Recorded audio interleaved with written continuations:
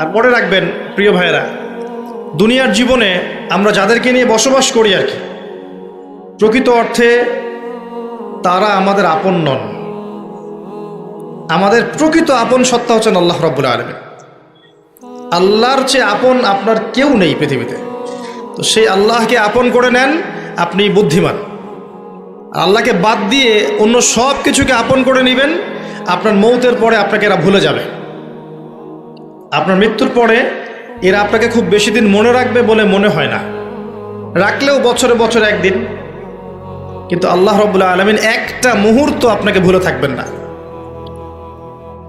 একটা হাদিস মনে পড়লো যে আল্লাহ পাকের কাছে 100টা রহমত আছে, মানে 100 ভাগ রহমত আছে, দয়া আছে, ভালোবাসা আছে।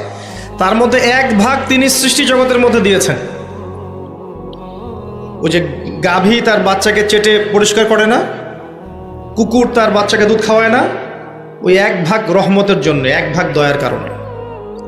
বাকি 99 ভাগ রহমত আল্লাহ পাক তার নিজের কাছে রেখেছেন, যেটা দিয়ে তিনি কিয়ামতের মাঠে বান্দার প্রতি রহম করবেন। আমরা আল্লাহর রহমত পাবো ইনশাল্লাহ। প্রয়োজন হচ্ছে তওবা করে ফিরে আসা। পাপ হবেই ভাই, জীবনে চলতে গেলে পাপ হবেই, উঠতে বসতে চলতে ফিরতে পাপ হতেই থাকবে, কিন্তু তওবাও হতে থাকবে ইনশাল্লাহ। যত পাপ তত তওবা, যত পাপ তত তওবা। আপনি ঠান্ডা মাথায় এভাবে একটা কাগজ নিয়ে বসেন বাসায়, কাগজ নিয়ে বসে আপনি হিসেব করেন যে মনে করেন, অঙ্ক করেন, মনে করেন আপনার হায়াত 60 বছর, কথার কথা চলে গেছে 30 বছর, বাকি আছে কত বছর? 30 বছর। শেষের 5 বছর মাইনাস করেন। এই 5 বছর আপনি চাইলেও মনের মতো আমল করতে পারবেন না, ঠিক আছে? শরীরে শক্তি থাকবে না, আপনার রোগ ব্যাধি থাকবে, ডায়াবেটিস, ক্যান্সার, হার্ট স্ট্রোক ইত্যাদি। নাউজুবিল্লাহ, আল্লাহ পাক হেফাজত করুন। থাকতে পারে, সম্ভাবনা কি বেশি না? 25 আছে আপনার কাছে, 25কে আপনি মাস দিয়ে গুণ করেন, দিন দিয়ে গুণ করেন, দিনের হিসাব পাবেন, পাবেন না? এখানে দাঁড়িয়ে হিসাব করেন আগের জীবনে কোন বছর থেকে আপনার নামাজ ফরজ হয়েছিল, কত বছরের নামাজ আপনি পড়েন নাই, কত বছরের রোজা আপনি রাখেননি, কত জাকাত ফরজ ছিল দেন নাই, ঠিক আছে? পাপের যেগুলো পাপ মনে পড়ছে লিখেন।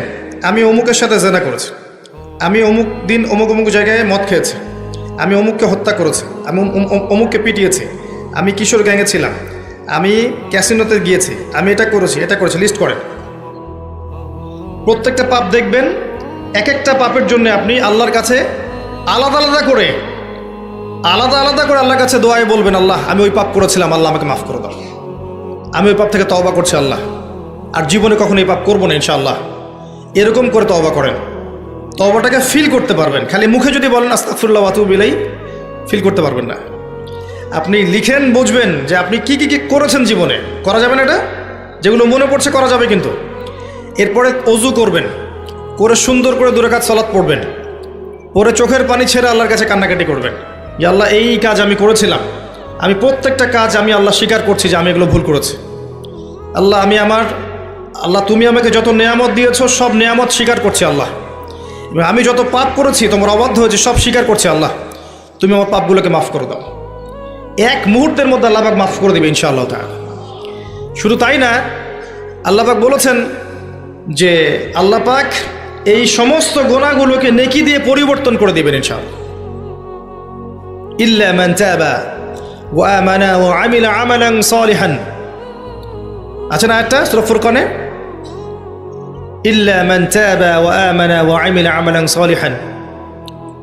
তারা নয় যারা তওবা করেছে এবং ঈমান এনেছে এবং বেশি বেশি সৎ আমল করেছে। উলাইকা ইউবাদদিলুল্লাহু সাইয়্যাতিহিম হাসানাত, এরাই তারা যাদের সমস্ত গুনাহকে আল্লাহ পাক নেকি দিয়ে পরিবর্তন করবেন।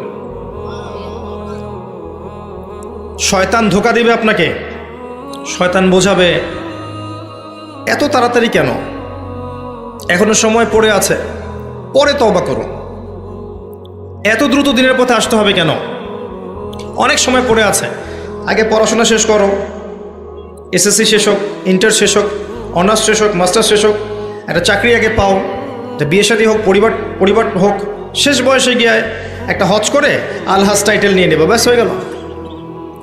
শয়তান আপনাকে বুঝাবে অনেক কিছু। মনে রাখবেন, ইন্নাশ শাইতানা কানা লিল ইনসানি আদুওয়াম মুবিনা, নিশ্চয়ই শয়তান মানুষের প্রকাশ্য স্পষ্ট শত্রু, এর ধোকায় পা দিবেন। আর ইবলিস অনেক স্মার্ট, কারণ তার অনেক বয়স হয়ে গেছে, সে অনেক প্রবীণ এবং প্রজ্ঞা অর্জন করেছে আর কি। সে কিন্তু অনেক স্মার্ট, সে জানে কিভাবে মানুষকে পদস্খলিত করতে হয়।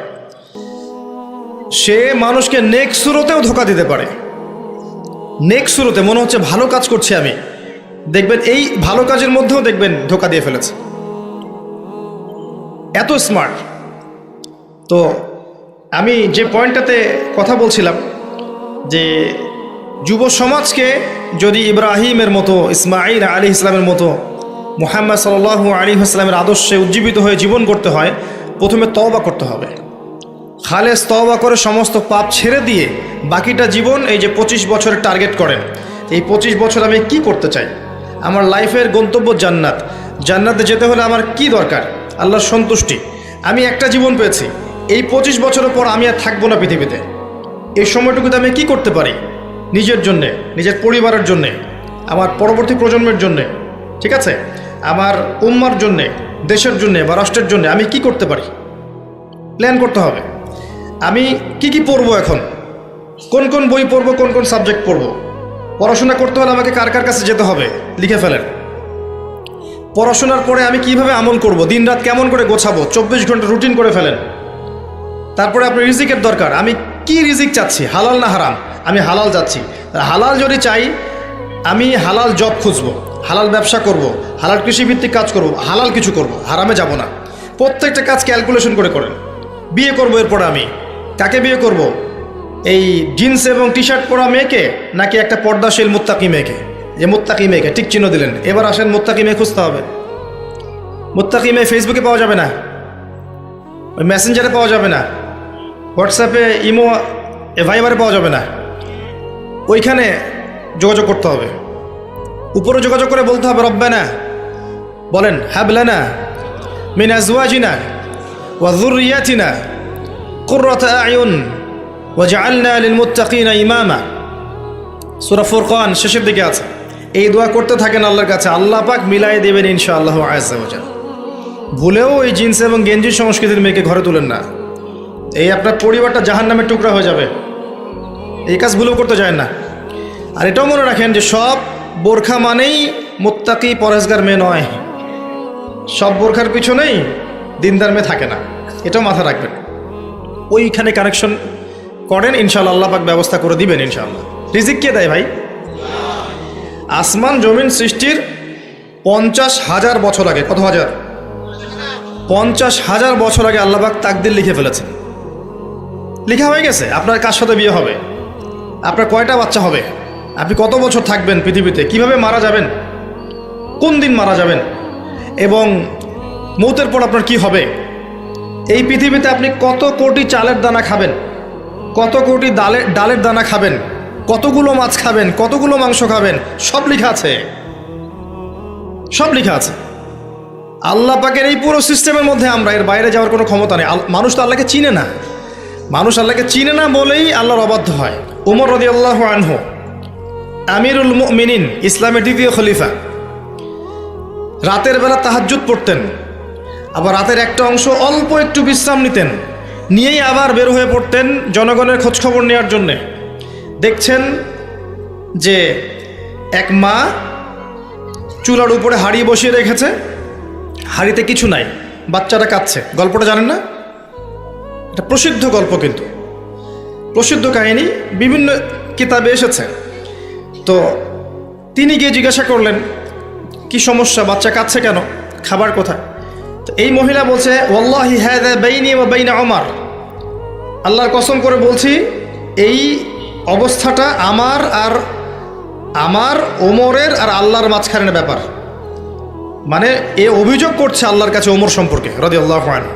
সে তো চিনতে পারেনি যে এই ব্যক্তি ওমর রাদিয়াল্লাহু আনহু। কথা বুঝতে পারছেন? আচ্ছা, এবার ওমর রাদিয়াল্লাহু আনহু একটু ভয় পেয়ে গেলেন, মানে বিচলিত হয়ে পড়লেন যে আমার ব্যাপারে আল্লাহর কাছে দাবি রাখলে তো সমস্যা না। তিনি এমন মানুষ ছিলেন যিনি বলেছিলেন যে ইরাকের ফোরাত নদীর কিনারায় যদি কোনো ছাগলের বাচ্চা না খেয়ে মারা যায়, আমি ভয় পাই যে আল্লাহ পাক সেজন্য আমাকে জবাবদিহি করাতে পারেন।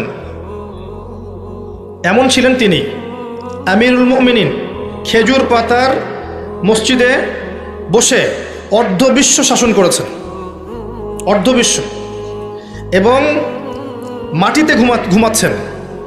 তার ব্যাপারে একটা প্রসিদ্ধ কথা আছে, হাকামতা আদালতা আমিনতা ফানিমতা। হে ওমর, তুমি বিচার কার্য পরিচালনা করেছো, ন্যায় বিচার করেছো, নিরাপত্তা দিয়েছো, এরপর ঘুমিয়েছো। তারপর তিনি কি করলেন? বললেন, ইয়া আমাত আল্লাহ, হে আল্লাহর বান্দি, একটু অপেক্ষা করো, আমি আসছি। তিনি চলে গেলেন মদিনায়, গিয়ে ওই যে রিলিফ দেয় না, রিলিফ ত্রাণ রাষ্ট্রীয় কোষাগার থেকে, সেখান থেকে একটা বড় বস্তা খাদ্য, জব বা গম এই টাইপের নিজের কাঁধে ওঠালেন। নিজের কাঁধে, অ্যাসিস্ট্যান্টের কাঁধে নয়, নিজের কাঁধে, গাড়িতে করেও নয়, পায়ে হেঁটে কাঁধের মধ্যে এই বস্তাটা নিয়ে তিনি হেঁটে হেঁটে যাচ্ছেন ওই মহিলার বাসা পর্যন্ত। তার পাশে একজন সাহাবী ছিলেন, তার নাম ছিল আসলাম রাদিয়াল্লাহু আনহু। ইনি বলছেন যে, ইয়া আমিরুল মুমিনিন আনা আহমিলু, হে আমিরুল মুমিনিন, আমাকে দেন, আমি বহন করছি। তখন উমর রাদিয়াল্লাহু আনহু বলছেন, হাল আনতা তাহমিলু উযরি ইয়াউমাল কিয়ামাহ, তুমি কি কিয়ামতের দিন আমার পাপ বহন করবে? তুমি কি কিয়ামতের দিন আমার পাপ বহন করবে, আমার বোঝা বহন করবে? আজকে এটা চাচ্ছ তুমি আমার কাছে? নিজে কাঁধে করে নিয়ে গিয়ে ওই মহিলাকে দিলেন, নিজের হাতে রান্না করে বাচ্চাগুলোকে খাওয়ালেন। এরপরে গিয়ে আল্লাহর কাছে কেঁদে কেটে দোয়া করলেন, আল্লাহ, তুমি আমাকে যে দায়িত্ব দিয়েছ, আমি হয়তো এই দায়িত্ব পালন করতে পারছি না, তুমি আমাকে ক্ষমা করে দাও। আমি কিভাবে আপনাকে বুঝাবো যে এগুলো হচ্ছে ইসলাম? ইসলামের এই সৌন্দর্যগুলো দেখে হাজার হাজার অমুসলিম ইসলাম কবুল করেছে। ইসলাম তরোয়ারির জোরে ছড়ানো হয়নি, মানুষকে জোর করে, বোমাবাজি করে, সন্ত্রাসবাদ ছড়িয়ে এভাবে ইসলামের প্রচার হয়নি, কখনো হবেও না ইনশাল্লাহ।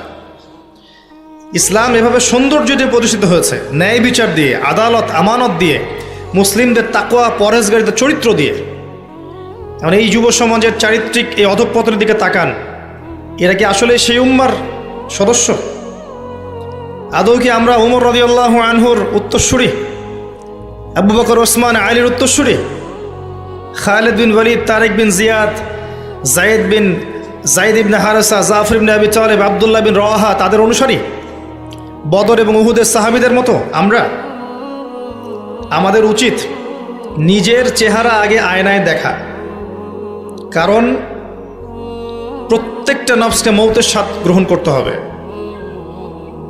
ফাইন্নামা তুওয়াফাউনা উজুরাকুম ইয়াউমাল কিয়ামা, এরপর কিয়ামতের মাঠে তোমাদেরকে পূর্ণ প্রতিদান দেয়া হবে। ফামান যুহজিহা আনিন নার ওয়া উদখিলাল জান্নাতা ফাকাদ ফাজ, ওই দিন যাকে জাহান্নাম থেকে বাঁচানো হবে এবং জান্নাতে প্রবেশ করানো হবে, একমাত্র সে ব্যক্তি সফল, আর কেউ সফল নয়। তাই আমি যুব সমাজকে আমার হৃদয়ের অন্তঃস্থল থেকে অনুরোধ করব, এই যে সময় নষ্ট করা, অহেতুক পড়াশোনায় ফাঁকি দেওয়া, আপনার ইসলামের বেসিক জিনিসগুলো না শেখা, কোরআন হাদিস না পড়া, রোজা না রাখা, নামাজ না পড়া, কোরআন তেলাওয়াত না করা, আল্লাহর জিকির আজগার না করা, সারাটা দিন এই যে ফেসবুকিং, ইউটিউবিং, আপনার পাবজি, আপনার টিকটক, এই যে আপনার আর কি আছে, এই যে পর্নোগ্রাফি, আপনার অশ্লীল সাইটগুলোকে ভিজিট করা, মেয়েদের সাথে চ্যাটিং করা, গার্লফ্রেন্ডের সাথে ডেটিংয়ে যাওয়া, জিনা করা, মাদকদ্রব্য সেবন করা, এই যে পশ্চিমাদের নোংরা সংস্কৃতিতে অভ্যস্ত হয়ে গেছেন, আল্লাহর ওয়াস্তে এখান থেকে তওবা করে ফিরে আসেন। ফিরে আসেন, আপনার জন্য দুইটা সুসংবাদ। একটা হচ্ছে, নবী সাল্লাল্লাহু আলাইহি ওয়াসাল্লাম বলেছেন, কিয়ামতের মাঠে আল্লাহ পাক 7 শ্রেণীর মানুষকে আল্লাহর আরশের ছায়ায় ছায়া দিবেন, যেদিন ওই ছায়া ছাড়া অন্য কোনো ছায়া থাকবে না। তার মধ্যে এক শ্রেণী হচ্ছে যে যুবক সমাজ বা যুবক শ্রেণী, যুবতীও পর্বের মধ্যে, যারা তাদের যৌবনকালটাকে আল্লাহর রাস্তায় বিলিয়ে দিয়েছে। মনে রাখবেন, বার্ধক্যে গেলে মৌতের ফিকির সবার হয়, বার্ধক্যে গেলে সবারই মৌতের ফিকির হয়, কিন্তু ওই বার্ধক্যে গেলে এখনকার গোল্ডেন টাইমটা কখনো ফিরে আসবে না, কোশ্চিনকালেও আপনি এই সময়টা ফিরে পাবেন না। আরেকটা হচ্ছে যে আল্লাহ পাক সেই যুবককে দেখে বিস্মিত বোধ করেন, যেই যুবক তার প্রবৃত্তির চাহিদাকে দমন করেছে এবং যৌবনকালটাকে আল্লাহর পথে দিয়ে দিয়েছে। যুবক বয়সের ইবাদতের এত মূল্য আল্লাহর কাছে, এত মূল্য যে এই সময়টাতে মানুষ যা ইচ্ছা তাই করতে পারত। কিন্তু যুবক শ্রেণী আল্লাহকে ভয় করে, তার রাসূলকে ভালোবেসে, রাসূলের সুন্নাহগুলোর উপর আমল করলে, নামাজ পড়লে, রোজা রাখলে, তাহাজ্জুদ পড়লে, জিকির করলে, সৎ কাজের আদেশ করলে, অসৎ কাজে নিষেধ করলে, জ্ঞান অর্জন করলে, তিলাওয়াত করলে, এক কথায় ন্যায়ের পথে থাকলে আল্লাহ পাক অফুরন্ত নেকি পুরস্কার দিবেন ইনশাআল্লাহ তাআলা।